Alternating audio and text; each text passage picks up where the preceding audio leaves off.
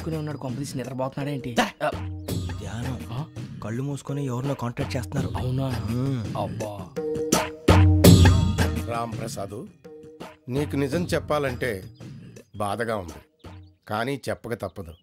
ఎందుకంటే అది నిజం కాబట్టి. Correct sir, correct. ఏంటి సార్ అది? నీకు 40 ఏళ్ళు వచ్చే వరకు కష్టాలు తప్పవు గురూజీ. అవి మామూలు కష్టాలు కావు, అష్ట కష్టాలనే చెప్పాలి. ఉదాహరణకు అవి ఎలా ఉంటాయంటే, దొరక్క నీకు ఫుడ్ దొరికితే అది నీ నోటికందే లోగా నీ కాలో నీ చెయ్యో తగిలే మట్టిపాలైపోతుంది. నీ వాకలికి తట్టుకోలేక అప్పు కోసం ఎండను పడి వెళితే అక్కడ తాళం వేసి ఉంటుంది. మరో కఠోరమైన నిజమేమిటంటే, నీ దరిద్రాన్ని చూసి భరించలేక నీ భార్య లేచి వెళ్ళిపోతుంది. ఒక్కతేనా ఎవరితోనన్నా? తప్పు. అతని దురదృష్టాన్ని చూసి ఎగతాళి చేయకు రమణ. Sorry sir. ఇదయ్యా రాంప్రసాద్, నువ్వు ఈ 40 ఏళ్ళు ఈ నరకాన్ని అనుభవించక తప్పదు. 40 ఏళ్ళ తర్వాత అలవాటైపోతుంది. ఇక నువ్వు వెళ్ళొచ్చు.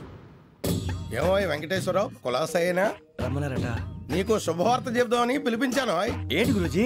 నీకు శుక్రమహాదశ ప్రారంభం అవబోతుంది. అంటే శనిగా సెట్ అయిపోయినట్టేనా? ఆల్మోస్ట్ అయిపోయినట్టే. మీరంతా టోపీలు పెట్టుకునే ఉద్యోగాలు కూడా చేసుకుంటారు. ఇప్పటిదాకా మేమందరికీ టోపీలు పెట్టాం గానీ మాకు మేమే టోపీలు పెట్టుకుంటాం ఎప్పుడు అనుకోలేదు గురూజీ. అదే విధి. మరి ఇప్పుడు బిల్ల బంటోతు నుంచి బీట్ కానిస్టేబుల్ వరకు అందరికి నెత్తిమి టోపీలు ఉంటాయి. అందులో ఏ ఉద్యోగం? ఎస్ఐ గారు కూడా టోపీ పెట్టుకుంటారు తెలదా? ఏది మన చదివే చదువులకు ఎస్ఐ ఉద్యోగాలు ఇస్తారేంటి? గ్రహాలు శాసిస్తున్నప్పుడు చదువులతో పని లేదు. ఏబిసిడీలు చదివినా చాలు మీ జీవితాలు విచిత్రమైన మలుపులు తిరుగుతాయి. మీకు విపరీతమైన ఫాలోయింగ్ వచ్చేస్తుంది. మీరు చాలా ఫేమస్ అయిపోతారు. వింటానికి చాలా బాగుంది. ఇప్పుడు మమ్మల్ని ఏం చేయమంటారు గురూజీ? ఏమీ చెయ్యదు, వెయిట్ చేయండి. కాలం కలిసి వస్తే అదృష్టమే మిమ్మల్ని గేలం వేసి పట్టుకుంటుంది. అంతవరకు వెయిట్ చేయండి. వెయిట్ చేసి కొంచెం వెయిట్ కూడా పెరిగింది. అయినా పర్వాలేదు, వెయిట్ చేస్తాం. అందాక ఏ అప్పు సపోర్ట్ చేసుకుని తాగుతాం అన్నట్టు. అప్పు అంటే గుర్తొచ్చింది. అప్పు మీద మీ అభిప్రాయం ఏంటి గురూజీ? ఏంటరా ఇంత నుంచి మీకు ఎదుగుతున్నాను రా. ఇక్కడేం చేస్తున్నారు? మన టైం బాగుందిరా. ఎవడన్నా అప్పిస్తున్నాడా ఏంటి? కాదురా, ఉద్యోగాలు ఇస్తారమ్మన్నాడు గురూజీ. చూసారా, చౌదరి గారు చెప్పింది నిజమే. మరి శుక్రమహాదశ మొదలైంది. ఇంతకీ ఎవరా మహానుభావుడు? నమస్కారం. నమస్తే. అయినా నేను చెప్పింది. ఆహా, సాక్షాత్ ఎంప్లాయ్మెంట్ ఎక్స్చేంజ్ నడుచుకుంటూ వస్తున్నట్టు ఉంది. పదండి పట్టేద్దాం. నమస్కారం సార్. నమస్తే. వీలే సార్ మా ఫ్రెండ్స్. నమస్తే. నేను చెప్పానుగా, భగవాన్ గారు. ఆహా, పేర్లోనే దేవుడు ఉన్నాడు. లోపల కూడా పాజిటివ్ థింకింగ్ ఎక్కువ. ఇంతకీ మీరు ఇండియానా చైనీసా? India sir. మా ఫేస్ చూస్తారు అనిపించలేదు మీకు? భలే కామెడీ ఫీల్ అలా ఉన్నాడు. నేను అడిగేది ఇండియన్ రెస్టారెంటా చైనీస్ రెస్టారెంటా అని. నేనేది ఓపెన్ గా డిస్కస్ చేయను కదా. పేరు చూసుకుల్లో డిస్కషన్ పెడతాడు అనుకుంటే వీటేంట్రా హోటల్ అంటున్నాడు. బాబు ఎట్ ఫీల్ అవుతున్నాడు? అంతా మీ ఇష్టం అంటున్నాడు సార్. ఫస్ట్ చైనీస్ రెస్టారెంట్ కి వెళ్దాం. నెక్స్ట్ అక్కడ డిసైడ్ చేద్దాం. చాలా ఇబ్బంది పడుతున్నట్టున్నారు. నువ్వు చేత్తో తినే బాబు.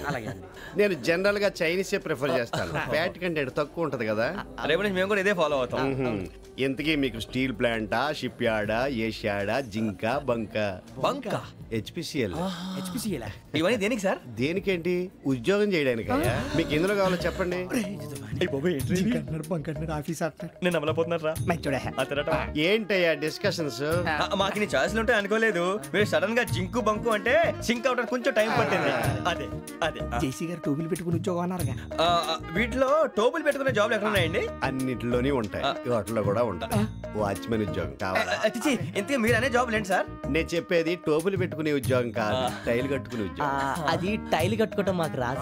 వాళ్ళు కడతారులే. ఇంతకీ మీకు జిఎం కావాలనా, ఏ జిఎం కావాలనా? అట్లా పిలుస్తున్నాడు చూడు బాబు. జిఎం అడిగితే ఎలా ఉంటుందంట? ఏజిఎం అంటే వింటానికి కొంచెం పెద్దగా ఉంది. ఏజిఎం ఇప్పించండి సార్. అనుకున్నాను నువ్వు ఇది అడుగుతావని. జిఎం అంటే జనరల్ మేనేజర్, ఏజిఎం అంటే అసిస్టెంట్ జనరల్ మేనేజర్. తూచండి, మాకు జిఎంఏ కావాలి సార్. అది సరే కానీ భగవాన్ జీ, ఈ ఉద్యోగాలకి టోపులు పెట్టుకుని వెళ్ళొచ్చా? నీ ఇష్టం వచ్చినట్టు వెళ్ళొచ్చమ్మా. నాకు స్టీల్ ప్లేట్, నాకు బంకులో గానీ కన్ఫ్యూజ్ చేయగానే ఆయన్ని అందరికీ ఒక చోట ఇప్పించండి సార్. కలిసి పని చేసుకుంటాం. జీతం ఎంతండి? 30,000 అంటే 40,000. వడ్డీ ఎంత? అప్పు కాదయ్యా, నీకు ఇచ్చే జీతం. అంటే తిరిగి ఒక్కలేదా? ఫ్రస్ట్రేషన్ లో ఉన్నట్టున్నాడు. అవునండి. నువ్వు ఇచ్చిన వాళ్ళు తీసుకోరు.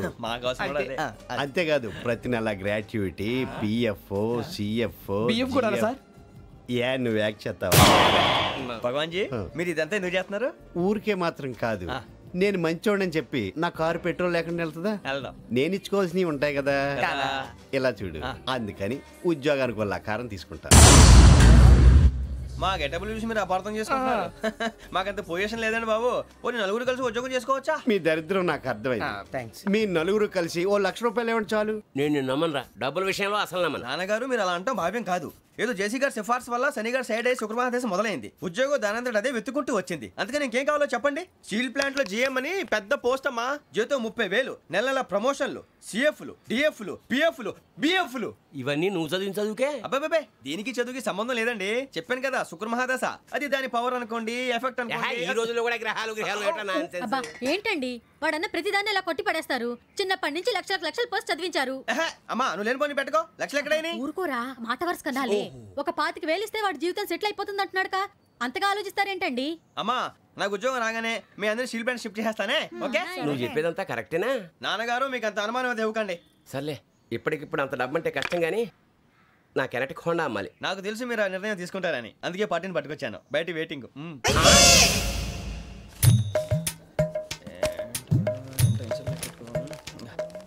ఇవ్వండి. భగవాన్ జీ మీతో నాకు కుదరదండి. మీరు తేడా మనుషుల్లా ఉన్నారు. చూడటానికి అలా కనపడతాం కానీ తేడా మనుషులు కాదండి. ఇది ఎంతో లెక్క పెట్టండి. 5,000 తగ్గిందండి. ఆ విషయం నాకు ముందు చెప్పాలి కదా. ఇది తేడాతనం కదా. సర్దుబాటు కాక జరిగిన పొరపాటు. మా దరిద్రం మీకు తెలియదు కాదు.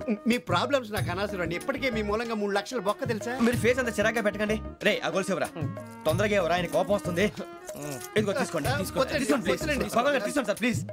భగవాన్ గారు మీ కోపం తగ్గిందా? కోపం కాదు వెంకటేశ్వర గారు, ఎందుకో మోసాన్ని భరించలేను. అది నా బలహీనత. ఇవన్నీ వదిలేయండి. ఇంకోసారి పొరపాటు జరగదు. మేము ఎప్పుడు జాయిన్ అవ్వాలో చెప్పండి. కొత్త బట్టలు కొనుక్కోవాలి. మీరు ఆ పనిలో ఉండండి. పొద్దున్నే గుడికి వెళ్ళి 9:30 కల్లా, మొన్న వచ్చారే ఆ ఆఫీస్కి వచ్చేయండి. మీ అపాయింట్మెంట్ ఆర్డర్స్ రెడీగా ఉంటాయి. 8:30కి వచ్చేస్తాం. మీరు వచ్చిన వాళ్ళ తలుపులు తీరు. మీ కంగారు నేను అర్థం చేసుకోగలను. ఇంతకాలం పని లేక స్తంభించిపోయిన మీ జీవితాలు ఇక నుంచి వేగం పుంజుకుంటాయి. ఆయన ఉన్నారా? ఎవరు? భగవాన్ గారు. మీరెవరు? ఆయన క్లోజ్ ఫ్రెండ్స్. సరే లోపల రండి. పదా సార్ వీళ్ళు భగవాన్ క్లోజ్ ఫ్రెండ్స్ అంటారు. సరే నువ్వు వెళ్ళి నేను మాట్లాడతా. సార్ మీరంతా భగవాన్ స్నేహితులా? అవును, అలాంటి స్నేహితులు ఉన్నందుకు గర్వపడుతున్నాం. సరే ఏంటి సంగతి? ఏముంది, మా అపాయింట్మెంట్ ఆర్డర్ చేస్తే పట్టుకులు చేరిపోతాం. ఈ రోజు గురు పౌర్ణమి, మంచి రోజు. అపాయింట్మెంట్ ఆర్డర్ ఏంటి? మీకు అందాల్సిన నీకు అందనట్లేదు. ఏంటది? ఏంటంటావేంటి? ఒక్కోడు 25,000 ఇచ్చాం. భగవాన్ గారి హెల్పింగ్ నేచర్ కాబట్టి తక్కువ రేటుకి ఒప్పుకున్నాడు. ఇంతకీ ఇది ఏ ఆఫీసో మీకు తెలుసా? తెలుసుకోవాల్సిన అవసరం మాకు లేదు, కానీ చెప్పాల్సిన అవసరం మాకుంది. యాంటీ కరప్షన్ బ్యూరో అంటే అవినీతి నిరోధక శాఖ.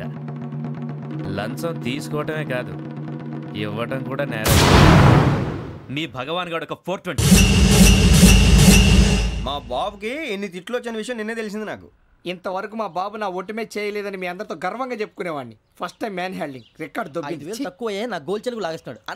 అరే కోపడకండి రా, వాడు ఇక్కడే దొరుకుతాడని మా ఫ్రెండ్ చెప్పాడు. తొక్క దొరుకుతాడు. మీకు జింక్ లో కావాలనా, బంక్ లో కావాలనా, స్టీల్ ప్లాంట్ లో కావాలనా, షిప్ యార్డ్ లో కావాలనా? అంటే ఎక్కడ పడితే అక్కడ ఇప్పిస్తారా సార్? ఎక్కడ పడితే అక్కడ, ఎలా కావాలంటే అలా చేసుకుందాం. ఇబ్బంది ఏమీ లేదు. ఆపరేషన్ లో కావాలనా? అవి గేమ్స్ కదా సార్. ఆ స్పోర్ట్స్ కోటా లేవయ్యా. ఏమైంది సార్? ఉద్యోగాలు ఇప్పించమని ఎంట పడుతున్నారు. నువ్వు టచ్ లో ఫోన్ చేయ.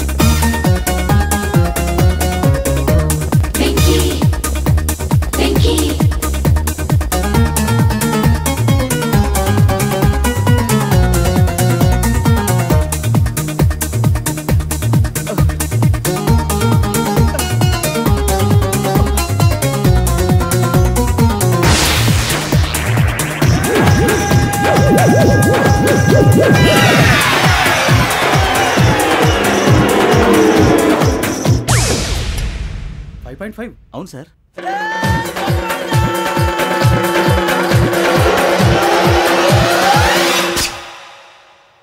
గ్రేట్.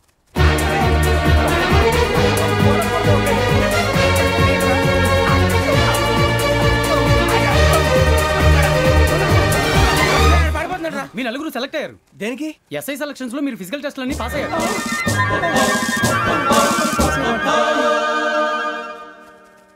కానీ మేము అప్లై చేయలేదు సార్. అప్లై చేయలేదా? చేయి వదలకండి సార్, కాలు పట్టుకోవాల్సి వస్తుంది. రాగరాకు వచ్చిన అవకాశం. సరే, మీరంతా డిగ్రీలు పాస్ అయ్యారా? ఎప్పుడో.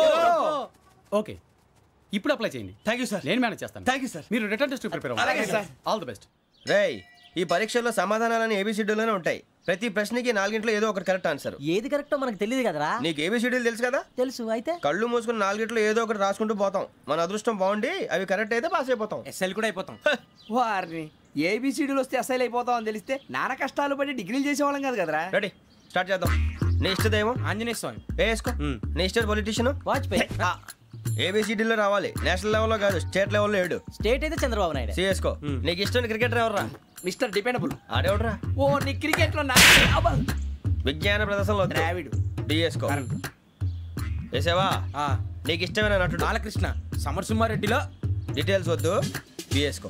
అయిపోయిందిరా. అందరూ దీన్నే ఫాలో అవ్వాలి. రాత్రికి ఏబిసిడీలు బాగా బట్టి పట్టండి. అందరూ ఏవే ఆన్సర్లు రాయాలి. మునిగితే అందరూ కలిసి మునుగుదాం. అయినా గురువారం పాటు గురుమేట్ల మీద కూర్చొని రాసింది ఖచ్చితంగా జరుగుతుందని జేసీ గారు చెప్పారు. మన ప్రయత్నం మనం చేద్దాం, మిగిలింది నేను ఎక్కడికి వదిలేద్దాం. ఆయన కూడా ఏదో పని ఉండాలి కదా.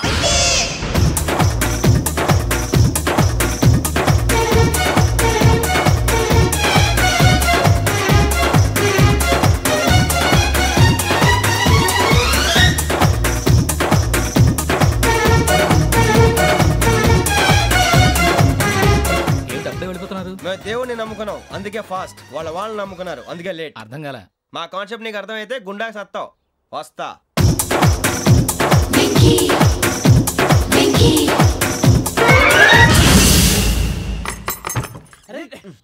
మనం అనుకున్నదంతా జరిగిపోయిందిరా. పొద్దున చిరా తెప్పించకండి. ఎవరు పోయారు? నీ దరిద్రం పోయింది. నువ్వు ఎస్ఐ ట్రైనింగ్ కి సెలెక్ట్ అయ్యావు. అన్న తండ్రి నేనే నమ్మలేదు, వాళ్ళు నమ్మారు. నాన్న నోరు తెరవరా. వాడు ఇంకా మొహం కడుక్కోలేదమ్మా. వాడికి ఏం కొత్త కదమ్మా, నువ్వు పెట్టవే. అమ్మా, చాలా సంతోషంగా ఉంది. ఈ సంతోషాన్ని వెంటనే చౌదరి గారితో పంచుకోవాలి. డేయ్, ఎవడన్నా సంతోషాన్ని కన్నవాళ్లతోటో కట్టుకున్న దాంతోనో పంచుకుంటాడు.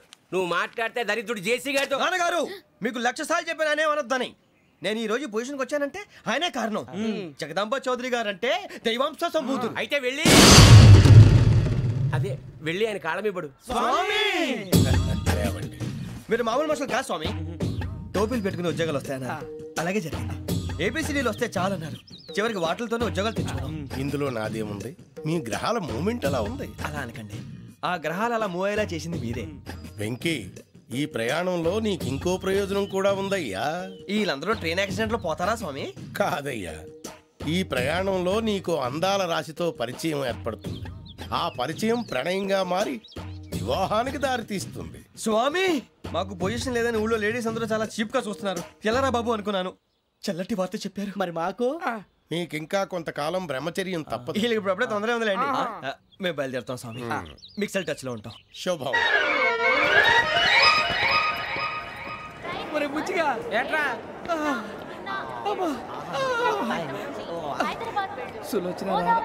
మొత్తం అమ్మాయిలే, ఇది ఎక్కుదాం. ఎందుకైనా మంచిది ఫోన్ ఇరా. అవుట్ గోయింగ్ చేద్దానట్రా మా నాన్న. హలో, ఇప్పుడు మేము స్టేషన్కి వచ్చామండి. ఏ బోగి ఎక్కితే బాగుంటుందో మిమ్మల్ని మాట్లాడుదామని. ఈరోజు బుధవారం పంచమి, అంటే మకరం నుంచి గురుడు సింహానికి జంప్ అవుతున్నాడు.